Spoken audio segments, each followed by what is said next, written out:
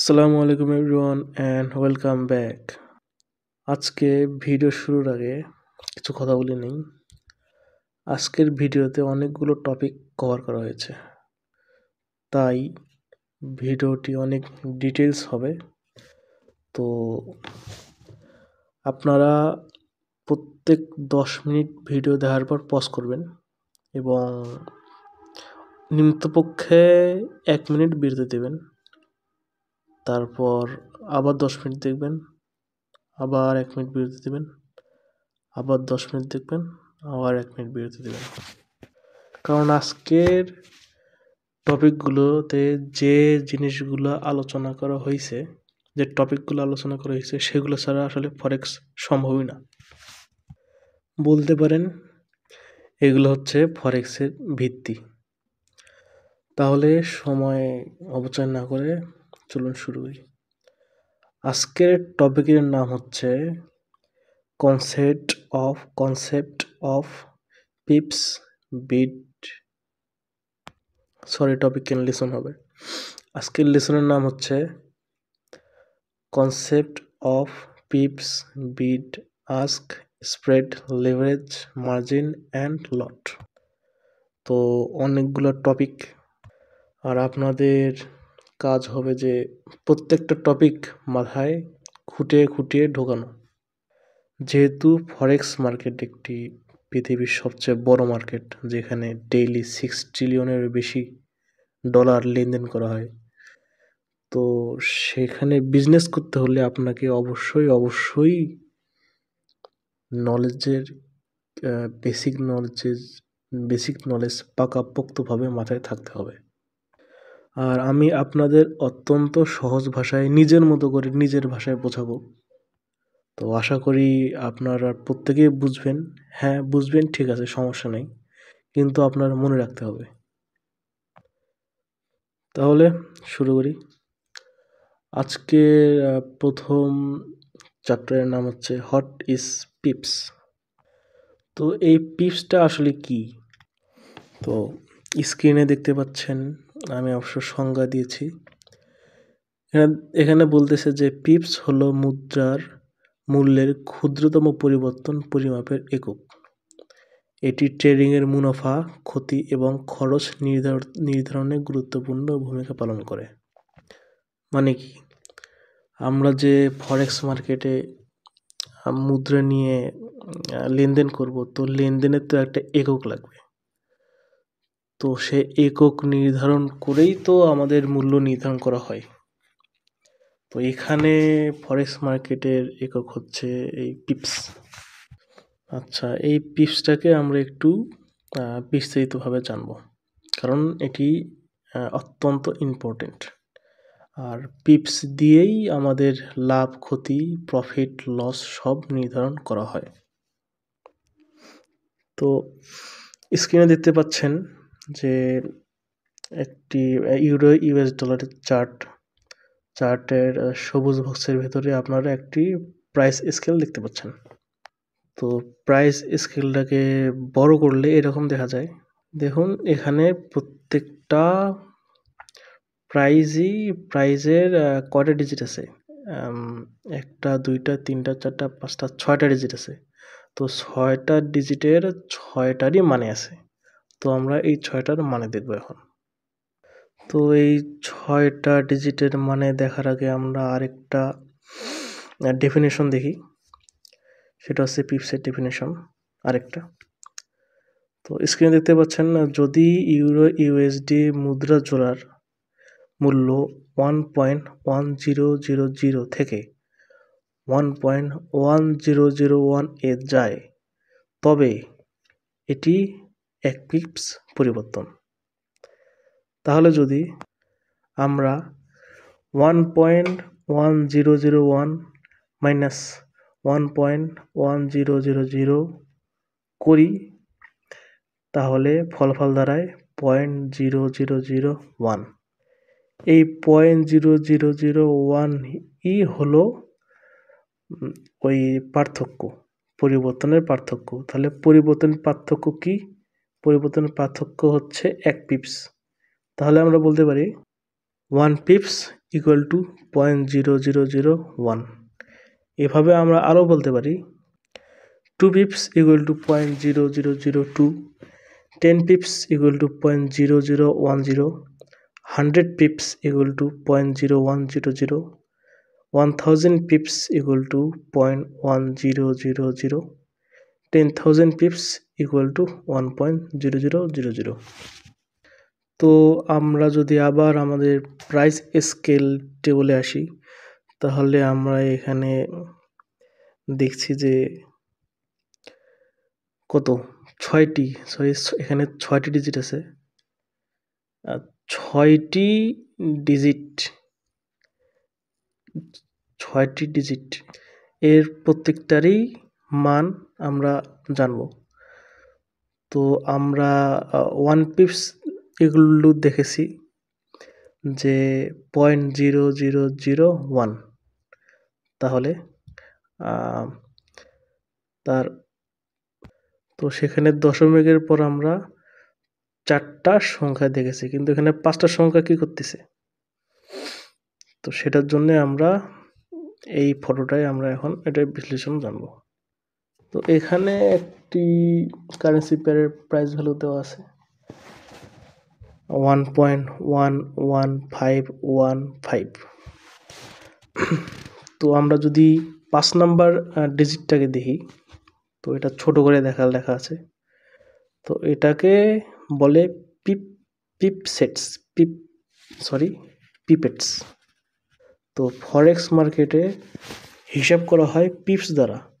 তো পিপসের পরে যে ডিজিটটা আছে এটা পিপেটস, এটার মান, এটার মূল্য, এটার ভ্যালু এত নগণ্য, আর এটা আমাদের কাজ করার সময়, প্রফিট করার সময় বা বাই সেল করার সময় এটা এত ক্ষুদ্র ভূমিকা রাখে যে এটাকে না ধরলেও চলে। তো আমরা কি করতে পারি, আমরা প্রাইস অ্যাকশন টেবলের 6টি ডিজিটের মানে দশমিকের পর প্রথম 4টা ডিজিট নিয়ে কাজ করতে পারি এবং কাজ করব, আর শেষ 5 নাম্বার ডিজিটটি আমরা বাদ দিব। তাহলে আমরা এখন দশমিকের পর 4টি ডিজিট পাচ্ছি। তো আমাদের কাজ হবে ফরেক্স মার্কেটের ক্যান্ডেল ওপর থেকে নিচে যায়, নিচ থেকে উপরে যায়, এভাবে মার্কেট চলে। তো ওপর থেকে নিচে যাওয়ার মাধ্যমে প্রাইস স্কেলের ভ্যালু উপর থেকে নিচে আসে, আবার নিচ থেকে উপরে যাওয়ার সময় প্রাইস স্কেলের ভ্যালু নিচ থেকে উপরে যায়। তো কতটুকু উপরে যাবে এবং কতটুকু নিচে যাবে এটা পিপস দ্বারা নির্ধারণ করা হয়। তো আমার কোর্সে আমি যে স্ট্র্যাটেজি শেখাবো, আপনাদের টার্গেট থাকবে ন্যূনতম 10 পিপস থেকে 20 পিপস, সর্বোচ্চ 20 পিপস। এর বেশি আমরা ট্রেড নিব না, এর বেশি পিপস আমাদের দরকারও নেই। আমি কোর্সের শেষের দিকে কিভাবে 10 পিপস থেকে 20 পিপসের মধ্যে $5 থেকে $10 প্রফিট আনতে পারবেন সেটা শিখিয়ে দেব। তো তাহলে চলুন এখানে দেখি যে আমরা এই প্রাইস ভ্যালু প্রাইস টেবিলের যে কোনো 2টা প্রাইস ভ্যালু নেই, প্রাইস নেই। আমার ভিডিও বানাতে, কথাবার্তায় যদি আপনারা অসুবিধা ফিল করেন তাহলে প্লিজ ক্ষমা সুন্দর দৃষ্টিতে দেখবেন, কারণ আমি কোনো প্রফেশনাল ভিডিও এডিটর নই, আমি একজন সাধারণ মানুষ, আর আমি কাজ শিখেছি বিধায় আপনাদের কাজ শেখাচ্ছি। তো আমি সর্বোচ্চ চেষ্টা করব আমার সেরাটা দেওয়ার। তো আমার কথার মধ্যে কথা যদি জড়তা আসে অথবা কথা যদি ভুল করে যাই, আপনারা তো আছেন, আপনারা আমাকে প্লিজ ক্ষমা সুন্দর দৃষ্টিতে দেখবেন। আর যদি জড়তা থাকে আমি অবশ্যই সেটা কারেক্ট করার চেষ্টা করব, এবং আপনারা বুঝবেন আমার কথা আপনারা বুঝবেন না এমন না, বুঝবেন। তো তাহলে চলুন আমরা দেখি এখন কি করব। তো আমরা দেখতে পাচ্ছি যে আমরা ওই যে প্রাইস টেবিলের 2টা প্রাইস নিয়েছি, পরপর 2টা। তো প্রথম প্রাইস আছে 1.0340, সেকেন্ড প্রাইস হচ্ছে 1.0320। এই প্রাইসের পার্থক্য কত পিপস সেটা আমরা নির্ধারণ করব। তো আমরা যদি 1.0340 থেকে 1.0320 বাদ দিই তাহলে আমাদের রেজাল্ট দাঁড়ায় কত? 20। তো এই দুইটা প্রাইজের মধ্যে পার্থক্য হচ্ছে 20 পিপস। আমরা ভবিষ্যতে এই 20 পিপস কীভাবে কাজে লাগাবো ওটা স্ট্র্যাটেজি সহ দেখব। তো এই গেল পিপসের কনসেপ্ট। এবার আমাদের second chapter, what is bid and ask price. তো আমরা একটি সাধারণ সংজ্ঞা দেখি, ডেফিনেশন। সেটা হচ্ছে বিড এবং আস্ক হলো ফিনান্স বা শেয়ার বাজারে ব্যবহৃত দুটি গুরুত্বপূর্ণ টার্ম। এগুলো বাজারে লেনদেনের মূল্য নির্দেশ করে। তাহলে বিড কি? বিড হলো সেই মূল্য যা একজন ক্রেতা একটি শেয়ার বা সম্পদ কিনতে ইচ্ছুক। মানে বিড হচ্ছে যে মূল্যে ক্রেতা সম্পদ কিনবে, ধরেন কারেন্সি কিনবে। উদাহরণ, কেউ যদি বলে আমি একটি শেয়ার 100 টাকায় কিনতে চাই, তাহলে 100 টাকা হলো বিড প্রাইস। এরপর আসি আস্ক কি। আস্ক হলো সেই মূল্য যা একজন বিক্রেতা একটি শেয়ার বা সম্পদ বিক্রি করতে ইচ্ছুক। উদাহরণ, যদি কেউ বলে আমি একটি শেয়ার 105 টাকায় বিক্রি করতে চাই, তাহলে 105 টাকা হলো আস্ক প্রাইস। এখন কথা হচ্ছে মার্কেটে তো আমরা যখন এমনি নিত্যদিনের বাজার করি, তো আমরা দোকানদারকে একটা দর কষাকষি করি। দোকানদার একটা দাম চায়, আমরা একটা দাম বলি। এভাবে নেগোসিয়েশনের মাধ্যমে একটা নির্দিষ্ট দামে পৌঁছাই। তো যখন সাধারণ দৃষ্টিতে ওই দোকানদার বিক্রেতা যে প্রাইসটা চায় সেটাই হচ্ছে আস্ক প্রাইস। আর আমরা ওই জিনিসটা যখন যে দামে কিনবো, যে দামটা আমরা বলতে ইচ্ছুক, আমরা যে দামটা দিয়েছি সেটা হচ্ছে বিড প্রাইস। তাহলে যদি বিড প্রাইস হয় 100 টাকা এবং আস্ক প্রাইস হয় 102 টাকা, তাহলে স্প্রেড অর্থাৎ এদের পার্থক্য হবে 2 টাকা। স্প্রেড সম্পর্কে আমরা একটু পরে জানবো। এর আগে আমরা দেখি যে একটা কারেন্সির বিড প্রাইস এবং আস্ক প্রাইস কি এবং কিভাবে দেখায়। তো আমরা এখানে দেখছি যে ইউরো ইউএসডি কারেন্সি পেয়ারের বিড প্রাইস এখানে 1.03083 এবং আস্ক প্রাইস 1.03092। অর্থাৎ এই কারেন্সি ক্রয় করার সময় আমাদেরকে দিচ্ছে, ভুল টপিক বলে ফেললাম। আচ্ছা, আমরা কোথায় ছিলাম? যে বিড প্রাইস এবং আস্ক প্রাইস। এরপর আমরা চলে যাব স্প্রেডে। তো স্প্রেড কি? What is spread? স্প্রেড হচ্ছে ওই যে বিড এবং আস্ক প্রাইসের পার্থক্যকে স্প্রেড বলে। আর স্প্রেডকে এভাবে বলা যায় যে একটা ব্রোকার, যখন আমরা ব্রোকার ইউজ করব ট্রেড করার সময়, একটা ব্রোকার একটা কারেন্সিতে ট্রেড করার জন্য যে চার্জটা কেটে নেবে সেটাকেও স্প্রেড বলে। তো আমরা আবার ইউরো ইউএসডির বিড আস্ক প্রাইসে আসলাম। এখানের বিড প্রাইস হচ্ছে 1.03083 এবং আস্ক প্রাইস হচ্ছে 1.03092। এই দুটোর পার্থক্য করলে আমরা দেখি যে পার্থক্য হচ্ছে 9। তো আমরা বলতে পারি এটার স্প্রেড 9। তো এই গেল স্প্রেড। আমাদের নেক্সট চ্যাপ্টারের নাম হচ্ছে লেভারেজ। What is leverage?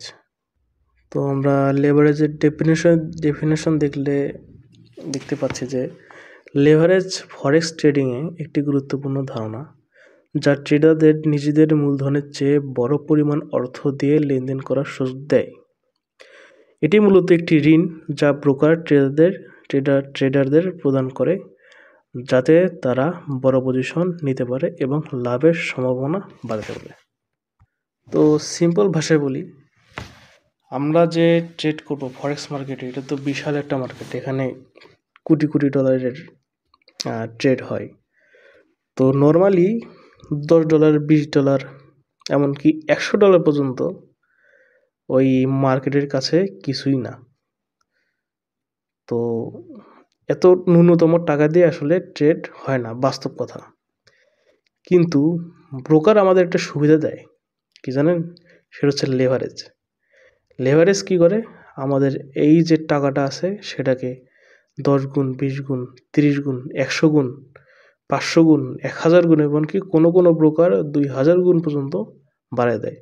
ফলে কি হয়? আমাদের এই ছোট্ট যে ক্যাপিটালটা থাকে সেটা 100x, 100 গুণ বেশি হয় এবং ওই টাকা দিয়ে আমরা ট্রেড করতে পারি।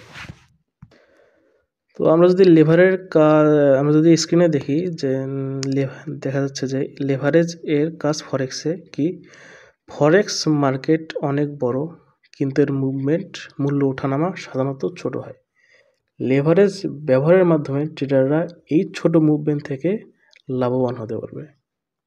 অর্থাৎ যদি আপনার অ্যাকাউন্টে $1000 থাকে এবং আপনি 1:100 লেভারেজ ব্যবহার করেন, তাহলে আপনি $1,00,000 পর্যন্ত ট্রেড করতে পারবেন।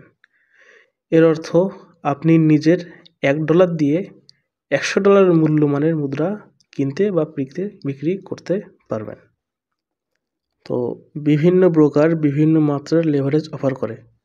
যেমন আপনারা স্ক্রিনে দেখতেছেন যে বিভিন্ন লেভারেজের পরিমাণ কোনো ব্রোকার কি লেভারেজের পরিমাণ অফার করে সেটা দেখতে পাচ্ছেন যে এখানে 1:10, 1:50, 1:100, 1:500, 1:2000, মানে আপনার 1 গুণ ক্যাপিটালকে 10 গুণ, 1 গুণ ক্যাপিটালকে 50 গুণ, এভাবে 100 গুণ, 500 গুণ, 2000 গুণ পর্যন্ত কিছু ব্রোকার দিয়ে থাকে।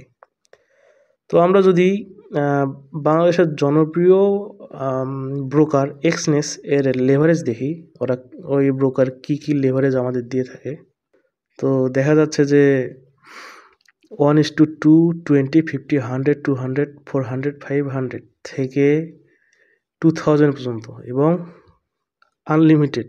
আসলে এটা কি আমি নিজেও জানি না, কারণ ওটা আমি কখনো ব্যবহার করিনি, আপনারা অবশ্যই করবেন না। তো এ পর্যন্ত লেভারেজ দিয়ে থাকে। তো আমি যে লেভারেজটা ইউজ করি সেটা হচ্ছে 1:100, মানে আমার যতটুকু ক্যাপিটাল আছে সেটাকে আরও 100 গুণ বাড়িয়ে সেটা দিয়ে আমি ট্রেড করি। তো আমার রিস্ক লেভেল হচ্ছে মিডিয়াম। তো আপনারা যারা নতুন আছেন, যারা বিগিনার, তারা অবশ্যই 1:100 দিয়ে শুরু করবেন। তবে সম্পূর্ণ নলেজ নেওয়ার পরেই আপনি ট্রেড করবেন, তার আগে ট্রেড করবেন না। সম্পূর্ণ নলেজ নেওয়ার পরেই ট্রেড করবেন, আগে না। কি করবেন? আমিও তো মানুষ, আমার তো ভুল হয়। আচ্ছা যাক, আমরা এখন চলে যাই নেক্সট চ্যাপ্টারে। নেক্সট চ্যাপ্টারের নাম হচ্ছে হোয়াট ইজ মার্জিন।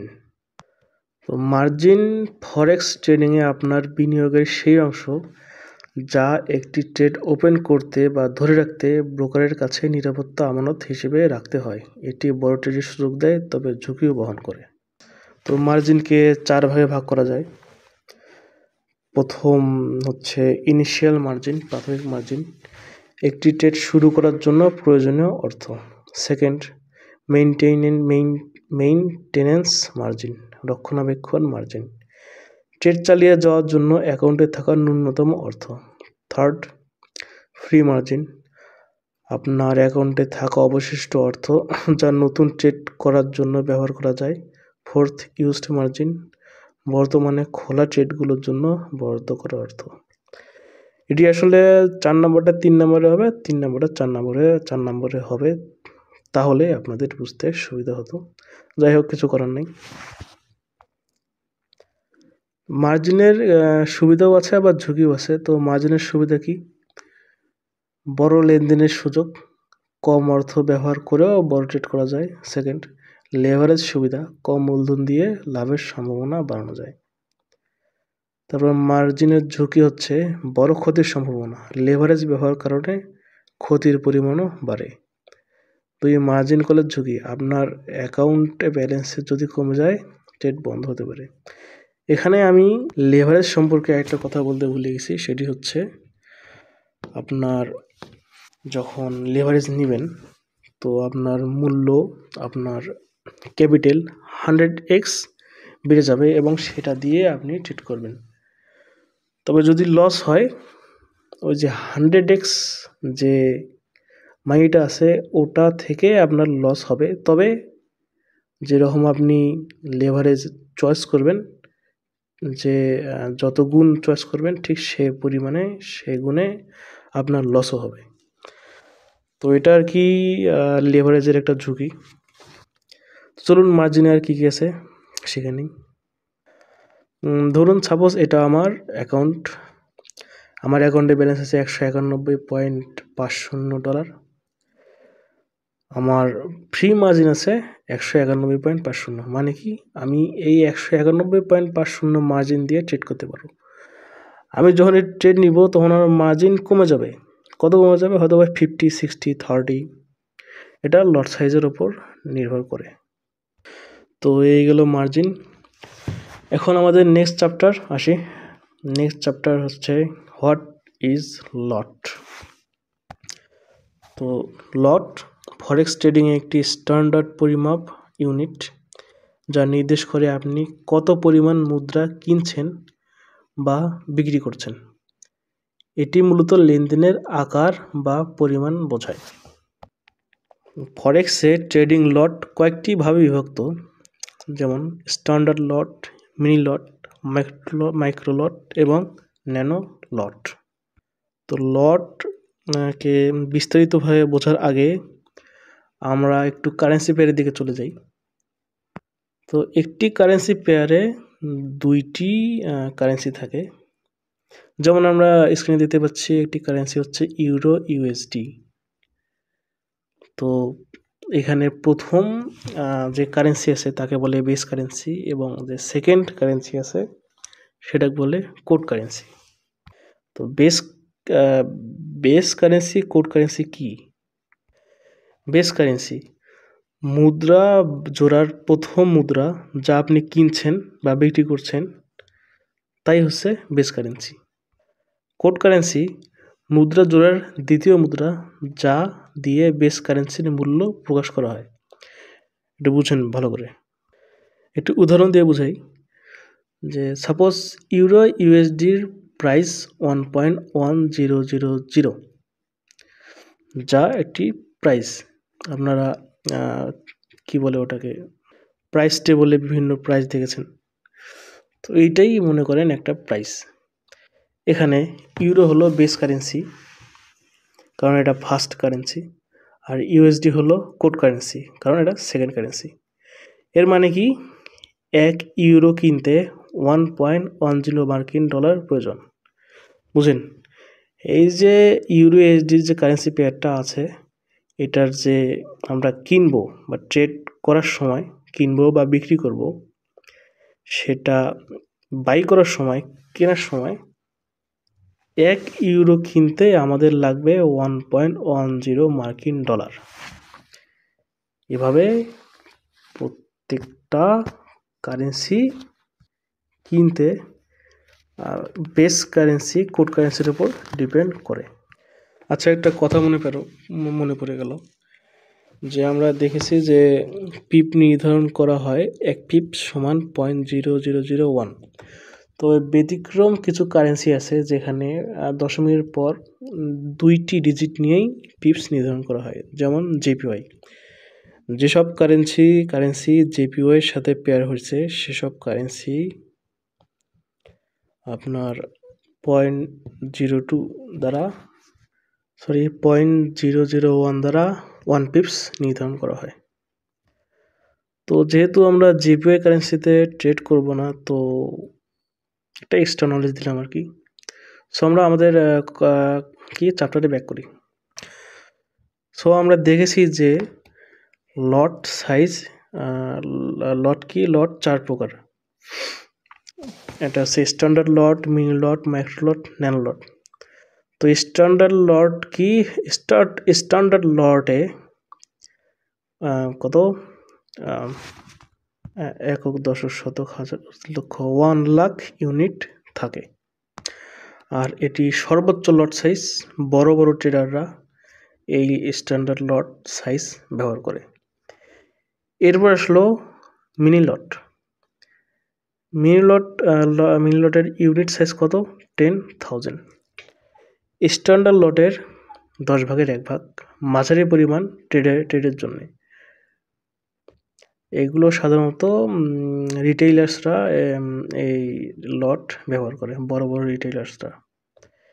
এরপর আসে মাইক্রো লট 1000 ইউনিটস। স্ট্যান্ডার্ড লটের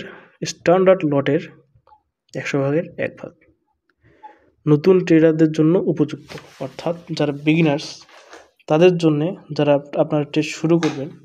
এবং আমিও এই মাইক্রো লটে শুরু করছি মাইক্রো লট দিয়ে।